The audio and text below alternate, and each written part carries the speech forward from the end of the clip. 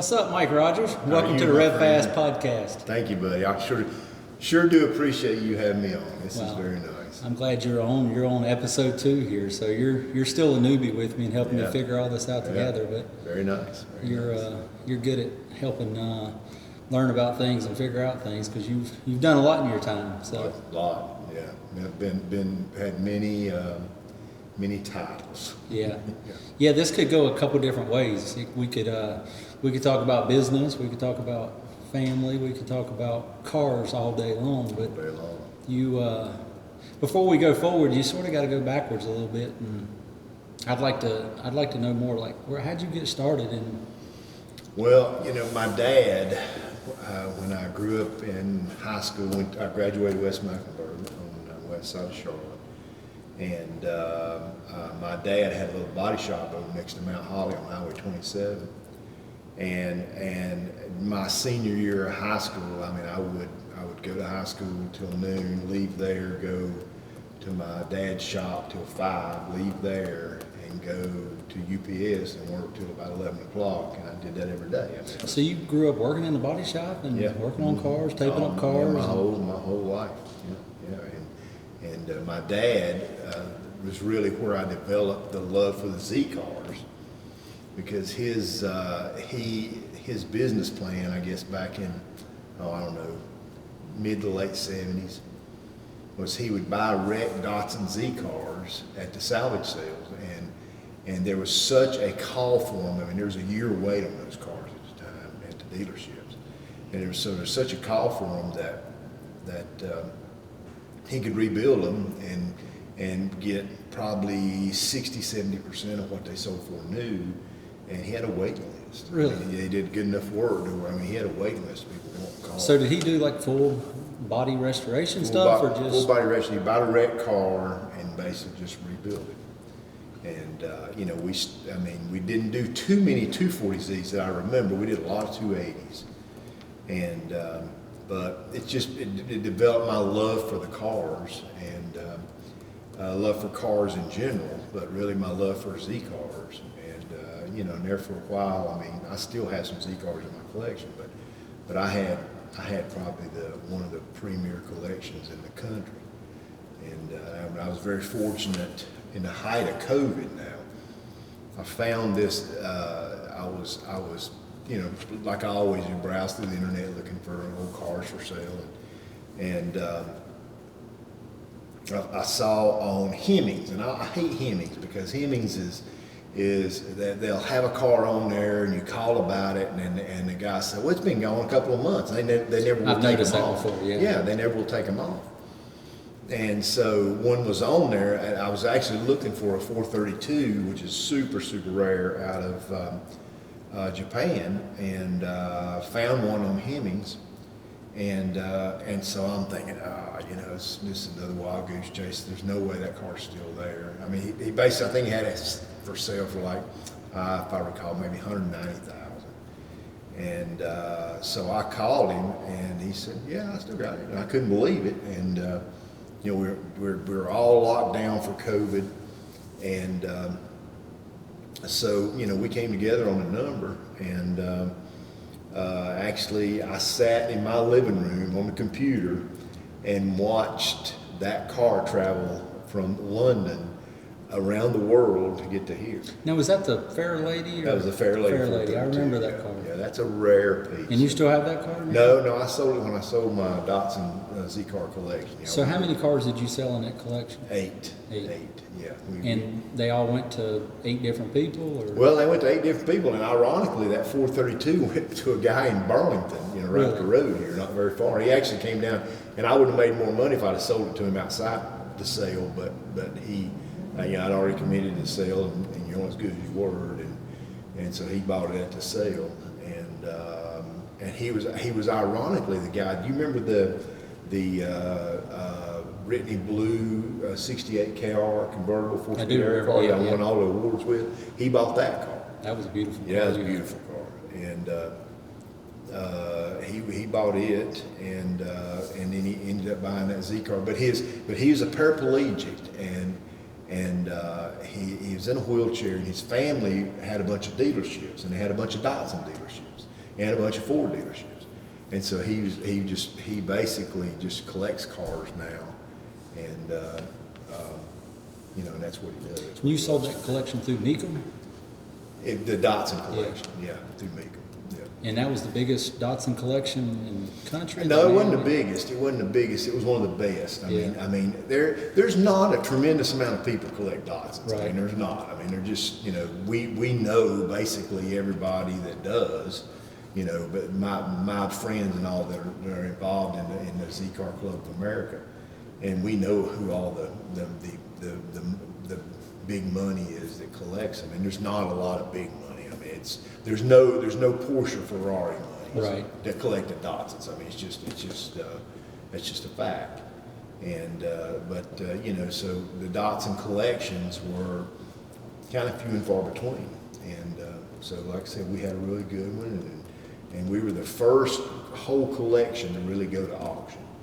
And Mecum did an outstanding job, and I highly recommend those guys to anybody out there that's looking to sell a car or looking to sell a collection. Because I mean, they came in with a whole video crew, and you saw the video, and they just advertised the heck out of them. And that's the whole key to it. I mean, you got to get people there, and they did a really great. Is there any of those cars that you miss, or you wish you'd have kept in your collection, or? I mean, that was not really. How long had you had all those cars? I was probably 12, 15 years collecting all those. The car that really surprised me was, if you'll remember, I found the 280ZX, the red and black 280ZX 10th anniversary car in Baton Rouge, Louisiana. That car had like super low miles. Super low. I found it with 12 miles. Wow. And it was a 1980. And I graduated high school in 1980. But that car set a world record at Mecum's auction. It sold for $231, which was outstanding. I mean, that was. And what did that car sell for new? Was that a $12,000 car? No, it wasn't even that. It was like a $9,000. Wow. Yeah, it was. But it was, like I said, it was a unicorn. I mean, it was a true unicorn. There was only, first off, there was only 500 of them in the world at the beginning. And then to find one with 12 miles, was unheard of. And it's interesting, Neal. The guy that saved it, put it in the garage, saved it for 40 years. I mean, it sat there for 40 years. The radiator rotted out of it, and the battery went bad, and that's the only two things that ever replaced. So there was no rust on it? No, it wasn't no rust at all in the car, just in the radiator. Yeah. And but it's interesting because I have this. I mean, as you collect these things and you look to get, move on. The last thing I want to do is leave my wife with a burden. You know what I'm saying? I don't want to leave her with a ton of problems. And so have had a lot of really great guys through the years that would basically just take their whole collection to an auction, realizing that they're, Carlton Tyson. I don't know did you ever know Carlton? I know the name. I know the collection. Yeah, he sold his collection in Greensboro, and that was a big collection. Big collection, and I remember saying to him at the sale, I said, Carlton, why are you doing this? He said, Mike, I'm 75 years old. And he said, I'm not going to be here forever, and I'm not going to leave this to Carol, his wife. And of course, I'm sitting there, I'm saying, Carl, for goodness sake, she's going to live to be 90, 95 years old, easily, because as good a health as you're in. Dude died 2 years later. So he made the right call at the right time. At the right time, just not leaving it to his wife. And he's such a wonderful person. But the interesting thing about he bought a Ford GT Heritage Edition at Dale Jarrett Ford down on 74 going into Monroe. Drove it from Dale Jarrett Ford to his shop, parked it, and it sat there for 15 years. Never moved. It had 35 miles on it. Oh my goodness. Well, Dean Green, that runs Greensboro Auto Auction, had a sale this weekend. He bought the car, and he's had it for probably 2 or 3 years. And he sold it, when Carlton sold it, he sold it for $475,000. It was a $150,000 car new. It's over $475,000 and thought that was all the money in the world, right? Last night it sold for $700,000. You got to be kidding me. No. Wow. So did it sell local around here? Or In Greensboro. Went to the Greensboro auction. You know, Mr. Dean Green that owns the auction up there. He's the one that had it, and he's the one that bought it originally, and turned around and sold it. So you've had a love affair with Datsun since you were young. I mean, Yeah, pretty much. Yeah, when I was in high school, I had, you know, my deal in high school. I played football early on, but my deal in high school, I just, you know, man, I just wanted to get life going, man. You know, I was all about, I wanted to make money, I wanted to do great things, you know, and I knew what it took to get there. And so, you know, I didn't have much time for, you know, I had girlfriends and all that, but I didn't have much time for sports. I just went to work. And, you know, and because of that, just, you know, successful because you learned to work at a young age. Yeah. I didn't, you know, it wasn't even sitting around. I mean, And what was work for you? You told me at one time you moved to Florida and got a job selling Yellow Page ads, wasn't well, actually, I went to, I got the job here with Bell South and sold Yellow Page ads and did that for 12 years. Just cold calling, door to door? Well, they would give you, you know, there's ads in the book, so they would give you a list of contracts of ads that People were in from the the year book. before. So you'd go and basically decide how they wanted to be there next year.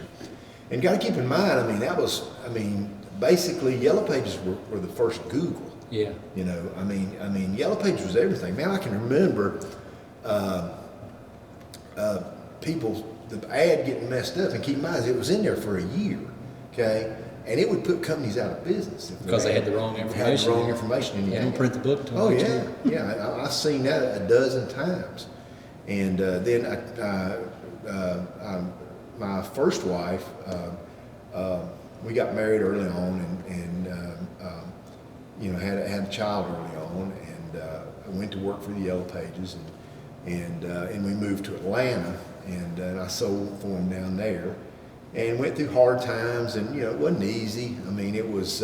I can remember going to Atlanta, and them handing me a stack of paper accounts about this tall, hand it to me, hand me a little bitty MacBook, and said, and a beeper, and said, "We'll see you soon." And that was it. And there wasn't Is no that such. where you got your sales? Oh yeah, I mean, yeah. that's Oh, where you absolutely. learn to sell from. Yeah, Just cold calling, see, calling. it was the greatest education ever, Neal. Because think about it.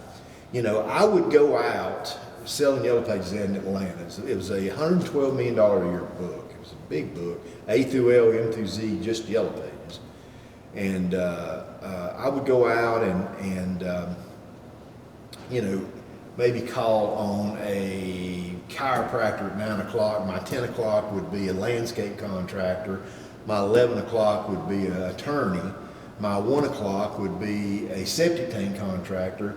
And my 3 o'clock would be an orthodontist. So you're meeting everybody. Oh, everybody. I mean, just it was like a you saw every kind of marketing plan, every kind of this is how I go about getting customers, and you know, this is what I do. This is our niche for the market, and this is our how we get ahead, and you got to see them in several different markets. I mean, I worked Atlanta, I worked up all of North Carolina, and then we eventually moved down to the Panhandle, Florida, and worked Pensacola and Panama City down there.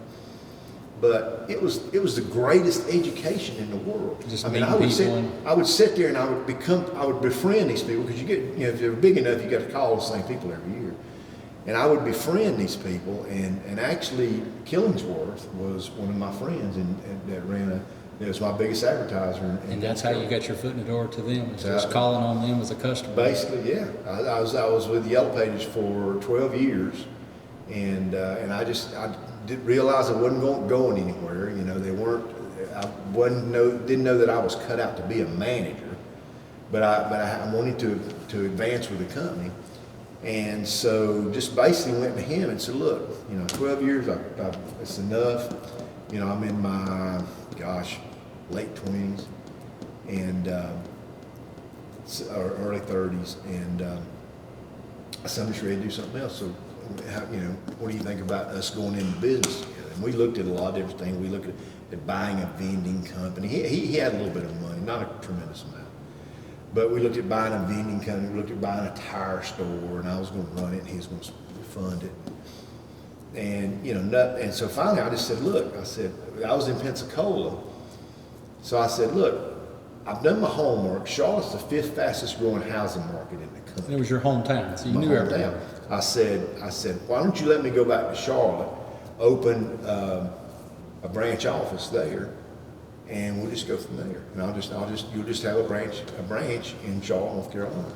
So we did that, and Deb and I ran it for him for 14 years. I mean, we really that long? Yeah, we were there we ran it for him for a long time. And for people that don't know, Killingsworth is exterminate, and what all did that company do? We did termite, pests, bed bugs, mosquitoes. I mean, we did it all. And then we branched out into heating and air, and we branched out into plumbing, and it was a big deal. I mean, we were doing about $25 million a year. We had 160 now keep in mind this is after we had it for 11 years, but we had 165 vehicles on the road. We were traveling 60,000 miles a week. That's 2.5 trips around the earth every week.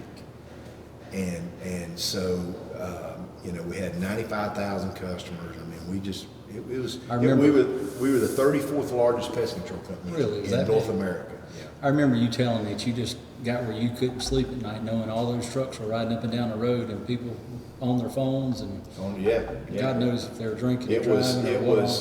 We had a deal, we were good size and we had a ton of bigger companies trying to buy us out. And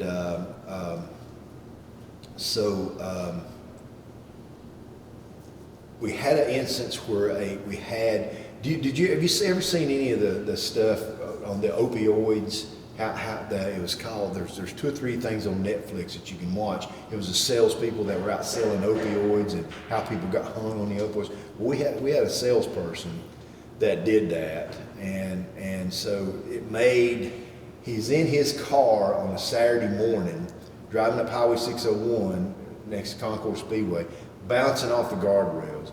Well, opioids had become too expensive for him, so he switched off to heroin because it's the same thing. When you think about opioids and heroin, it's the same thing. And so heroin was cheaper, so he was driving his car. He's driving your company car? No, it wasn't my company car. He was driving his car, thank God. Yeah. But thank God for the people he nearly ran over. He didn't kill nobody, but he went off the embankment, went up and broke his back in a line of trees.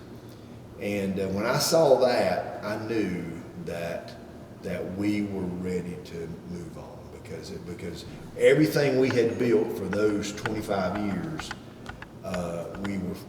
we could have lost it just like that. And you had how many trucks on the road at that time? We had 165. Wow. Yeah, we had 11 branch offices, and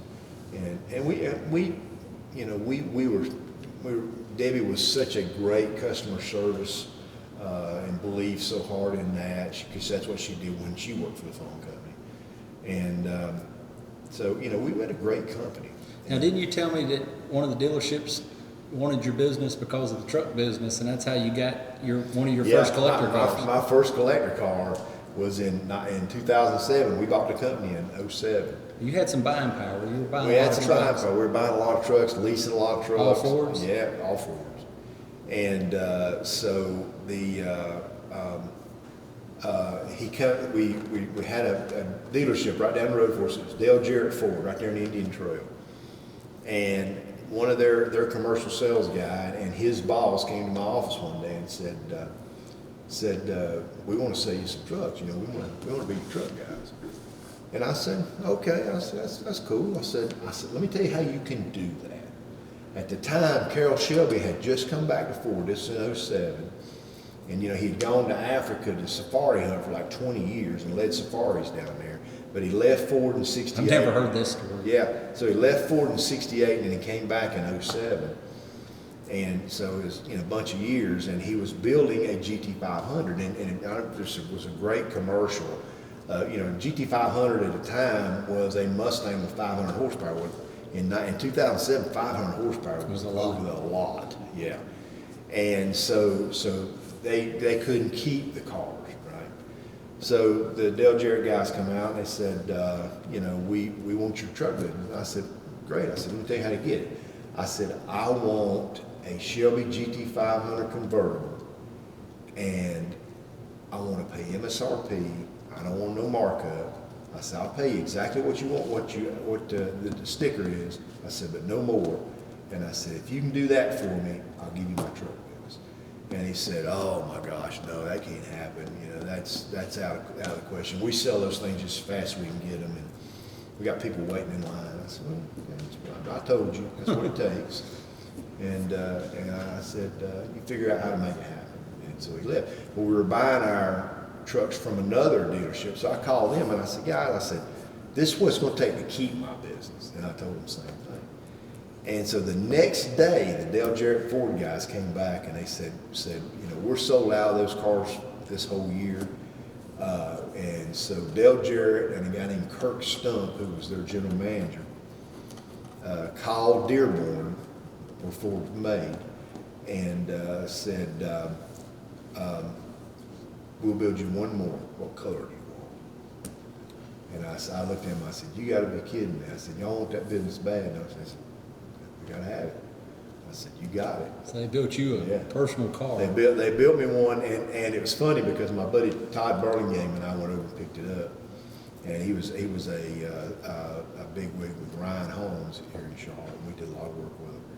And so we went over there, and the general manager over there, when we walked in the door, he said, would you get that thing out of here? He said, everybody's wanting it, and they're getting pissed off because we won't sell it to them.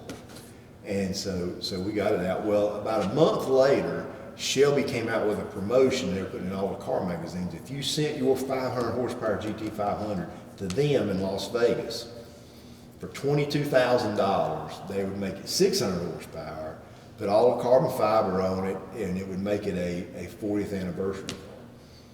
And so my beautiful wife, who I love to death, she let me do it, and we sent it out there, and I still got the car. Yeah. You can't get that. You got a good wife. I see her. She loves going to all this car stuff with you and buying cars with you. And, yeah, she does. And y'all got a history there of some of those cars. What they said when we sold those Datsuns in Monterey, California, it showed her right quick.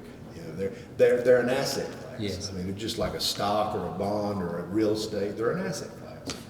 And I mean, we grew up in a vehicle-oriented society as kids, and back when we were kids, you couldn't wait to get your driver's license because you wanted to go see your sweetheart and take her out on a date. Right. Now with the phones, you just sit at home and talk. But it's more and more.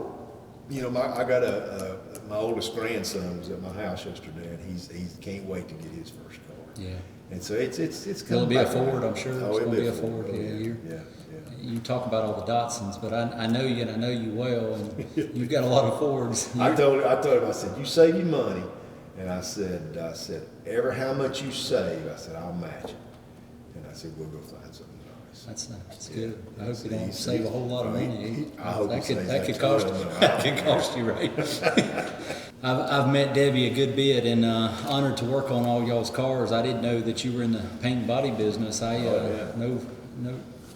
It's no wonder you're so funny about your cars and everything, because you grew up in the paint finishing and everything. And well, and I painted in a couple of dealerships coming up through right, when I was married to my first wife, and I just know how to do it, and just I just love cars. Man. Yeah. I just always have, and just having a right piece, and I tell you one thing I figured out, Neal.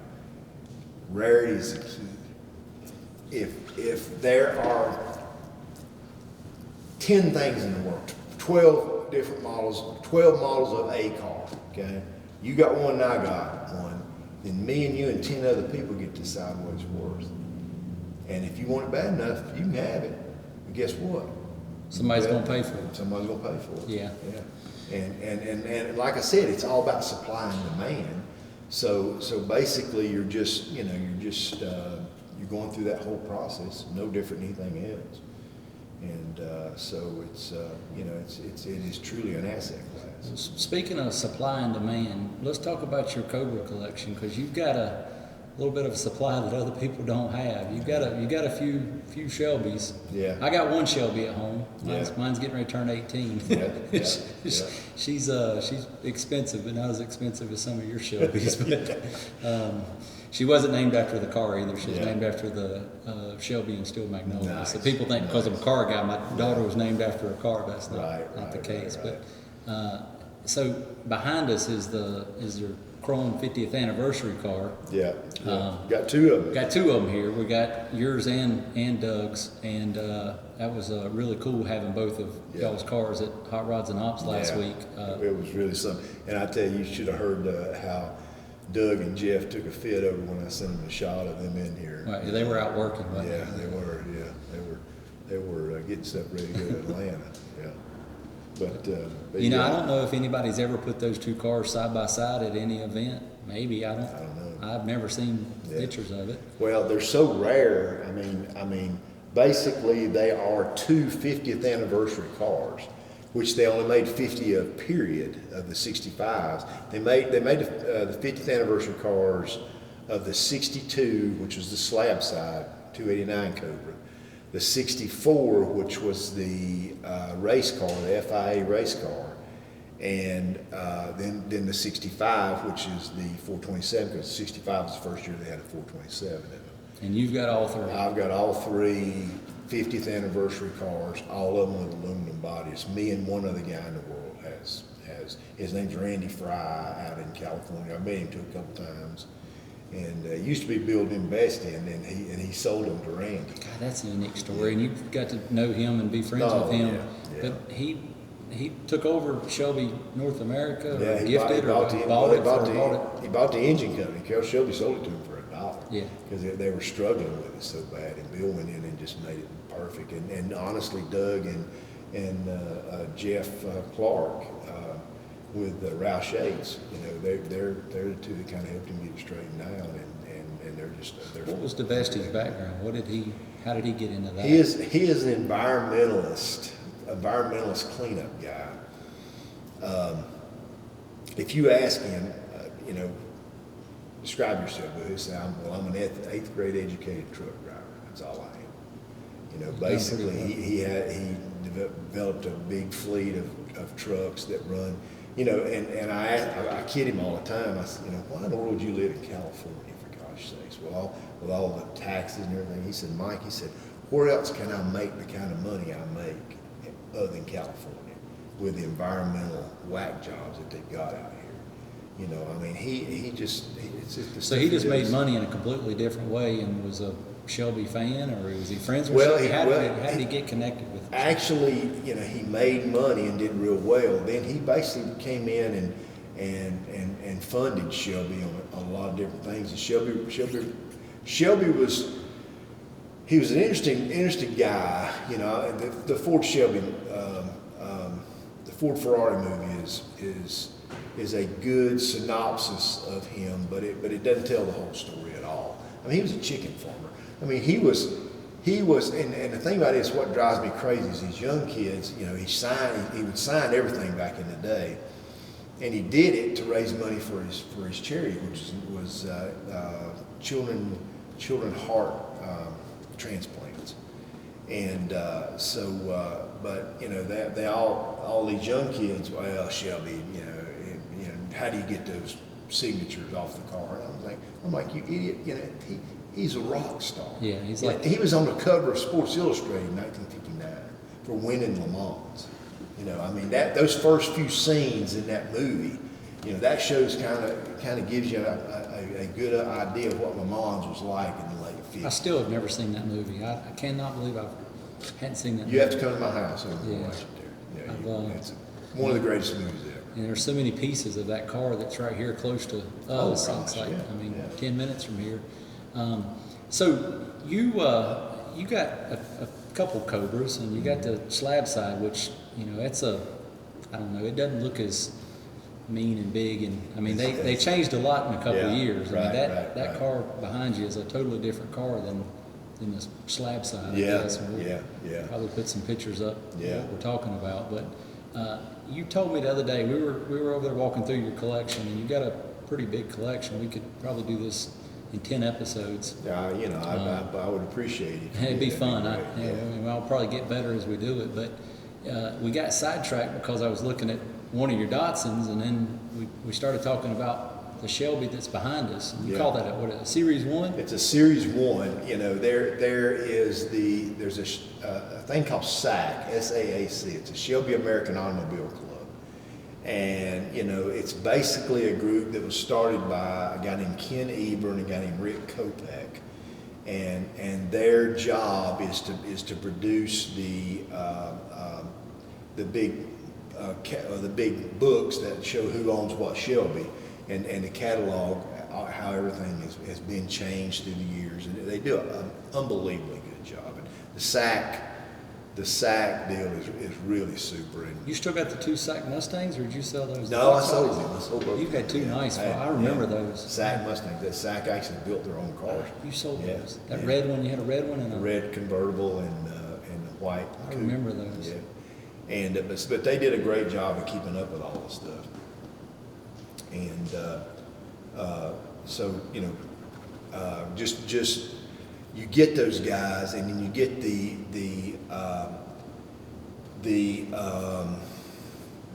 faithful who really worship Carroll Shelby and stay up on everything that's been done. And honestly, it's a bunch of old guys, and you know, and really the movie was really helped bring a younger crowd around the whole Shelby scene. World, But you know, the thing about it is, I mean, you know, you get this. I mean, just like with my cars, my Cobras. You know, mine are continuation cars. In other words, they're cars that Carroll Shelby built later on. They're titled as 1964 and 1965 cars, but they were built up in the 2000s. And so, you know, they have a little moniker on, well, it's not a real Cobra. Yeah, I've heard that. Every time somebody walks in the shop, if there's a Cobra in here, it always comes up, is it real? Yeah. And I remember my father-in-law, he walked in the other week, we had a Super Bowl party, and Doug's car was here. And he walked over, and the first thing he seen was that it was all aluminum. He said, turned to my mother-in-law, he says, Kathy, look, this is a real Cobra. It's aluminum. And it's got a CSX number. Yeah. He knew what he was looking at, but you know, most people don't know, and I've heard that. I mean, I've been fortunate enough to work on both of them, all of them, and you know, the 50th anniversary car, technology-wise, is a far better car. Well, there's a Polish group. There's a guy named David Kirkham out in Utah, him and his brother, and they were restoring an old Shelby Cobra. And a friend of theirs bought a Cold War MiG jet fighter and flew it into their airport, and you know, bought it in Russia, paid cash for it, because there was, you know, there was one guy that went over there with $200,000 in cash and lost it because it just disappeared. And but anyhow, they would go over and buy the airplanes and fly them in the U.S. So this guy brings the jet fighter plane to see the Kirkham guys. It was David, and I don't know his brother's name, but Kirkham was their last name. Well, they looked at the car, or they looked at the airplane, and he said, "You guys are rebuilding the aluminum Shelby, and I want to see if y'all can help me with this big dent on this fighter pilot, on this fighter plane." And so they looked at it and they said, "Yeah, we can probably help you with that. You know, that thing is built exactly like a Cobra is built." And so they got to looking at, well, they looked up who built the plane, and it was actually a MiG jet fighter place in Warsaw, Poland, and you know, that was under communist Russia at the time. And so David Kirkham sends the guy a fax. All he has is a fax number. Sends him a picture of a Cobra, aluminum body, and says, "Can y'all build this car?" And in just a little while, he gets the fax back, in broken English, yes, we can. When do you want to start? Because we're just standing around and got nothing to do.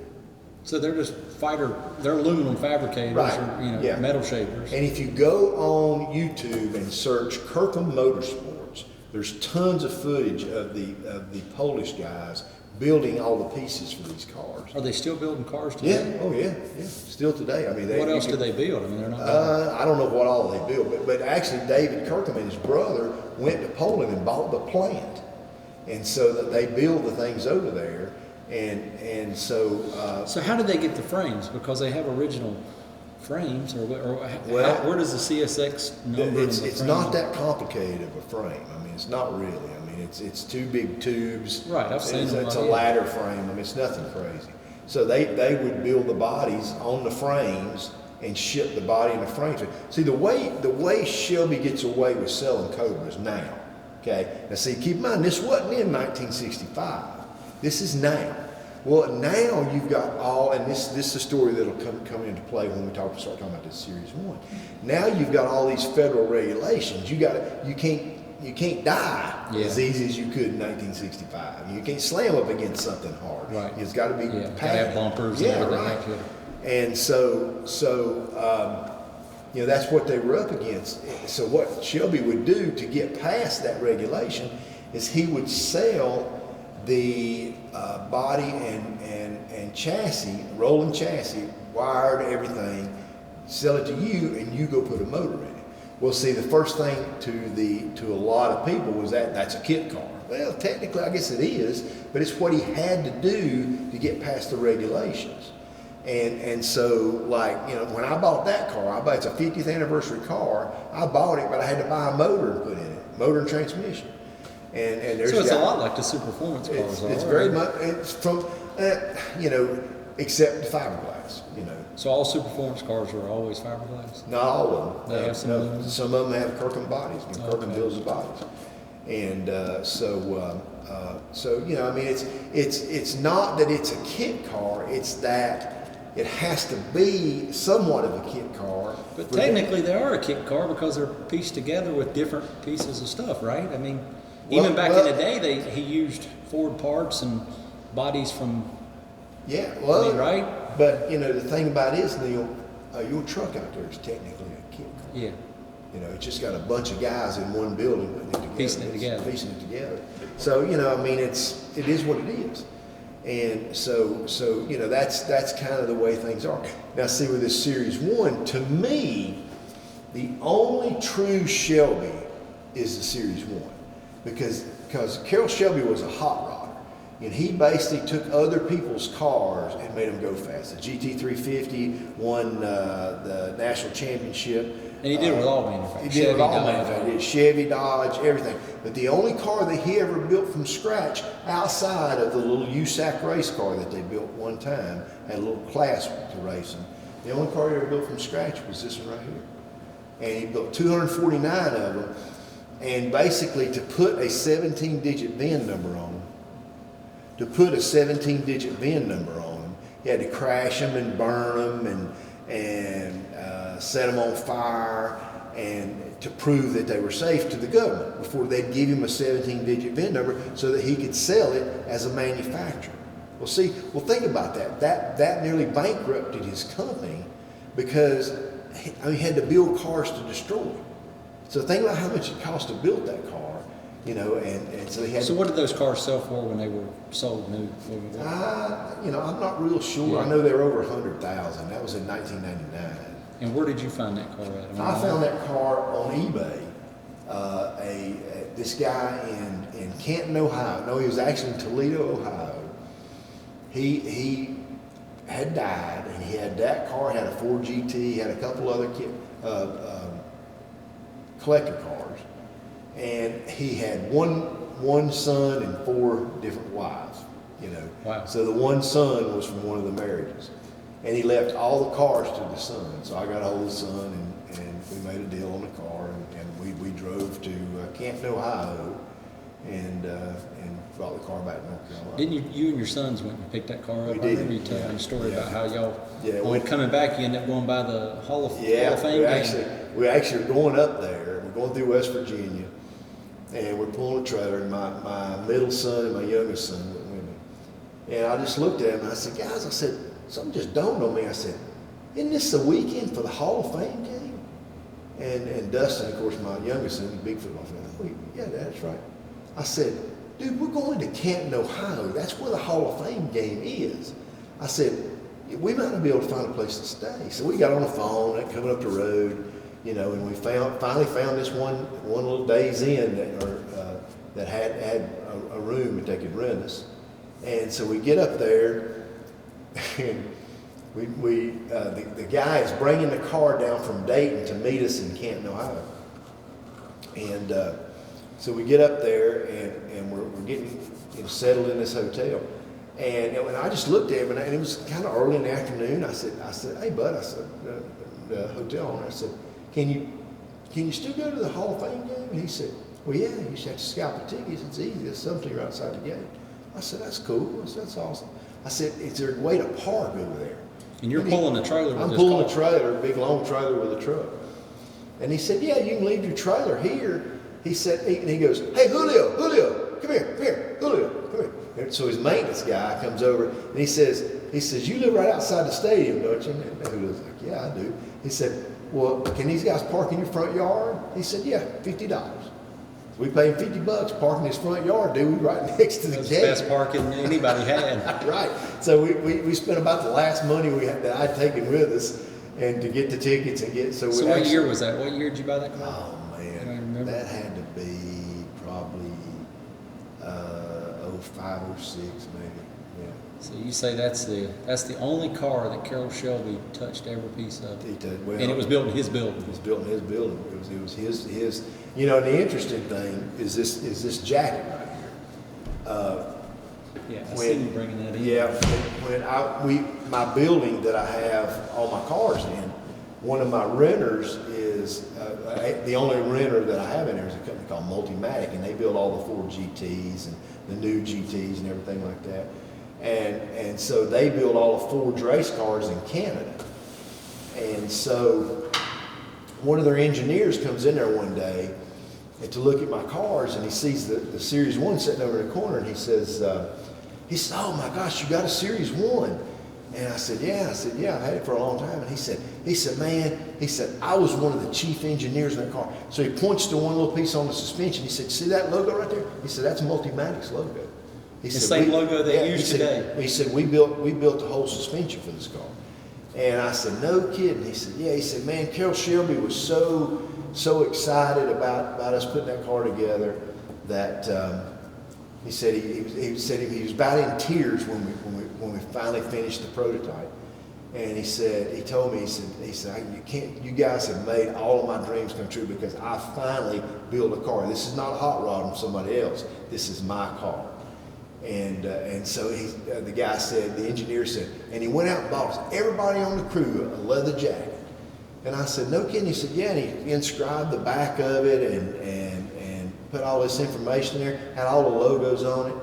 And I just looked at him and I said, really? I said, you still got that jacket? And he said, yeah, as a matter of fact, it's home hanging in my closet. I said, want to sell it? He goes, yeah, I'd sell it. I said, you take $500 for it? He said, yeah. Brought it to me the next morning. Wow, that's not bad money for a nice leather jacket. I mean, the thing's heavy as it can be, and you can see the inscription right here of what Carroll Shelby put on it. It's a Shelby American Incorporated limited edition jacket. I would like to thank each of you for making my dream a reality. And you can see it's got the. I wonder how many people has the car and the jacket. I don't know. Couldn't be many. Yeah. I mean, there's only 249 of them in the world, and Series 1 development group. That's pretty cool. Yeah. So I bought the jacket, and I keep it hanging up in my closet. You've got some rare stuff, yeah, and I love every time I get to come to your place and see your collection, all the pictures on the wall and everything. I mean, we haven't even barely touched on everything you've got, and we've been talking for over an hour. It's probably the one car that I want to have on, and I'd probably have to do that one over there at your place because I don't think you want to drive it over here. But which one is that? That's your heritage car. Oh, the heritage car, yeah. Yeah, that's a neat piece. Yeah, that's a neat piece. It's a Holman and Moody. Holman and Moody Heritage Ford GT. Ford GT. Yeah. Not many people have one of those. How many are there? There's 21 in the world. There is 5 in the U.S. And the 6th one will be in the U.S. in 2047. That's 25 years after they came out in 2022. Yeah. Because they have to wait till them to pass all the regulations. And so it's, it's a cool piece. Well, yeah, I hope you're willing to come back on and talk to me about that car. Absolutely. There's that one, and then there's the one that's sitting down on the bottom underneath the Nissan Sentra. We're talking about we're looking at your cars, and I see that one that looks like a hot rod. What was that? That was a Datsun 240Z that I found out in California. Like a chop top? They had cut the top off of it, made a convertible out of it, really beefed up the chassis and everything. I mean, it is done so right. I mean, it's just a perfect car. And it's got a 454 Chevrolet engine. Does it really? Yeah, it's got like 100 miles. Wow. I hope we took some pictures. Yeah, we'll insert that one in there. We need to have that on. We'll bring that. That'd be a good one. So you don't mind driving that one over there? Yeah. Well, cool. Well, let's get together and do this again. And do it again. I want to do it at your place one time. I think it'd be really neat to do this over there and really walk through and see all those cars. And I keep everything over there because we have a lot of kids come in, have a lot of people just want to come in and walk through the collection. We have a lot of little events over there, and but you doing something like this, I really appreciate this. I appreciate you helping me, and you've been a good customer and a good friend, and I've always enjoyed getting to see your collection. But thank you very much. So it's definitely good to have you on because we could keep talking. We could talk all night about cars. I really you got a couple pieces over there that people need to see. We'll get them over there. Yeah. We'll get them over there. We'll Thank you. do a deal out of there when I get very well. Yeah. Thanks for having me. Yeah, I appreciate it. See you.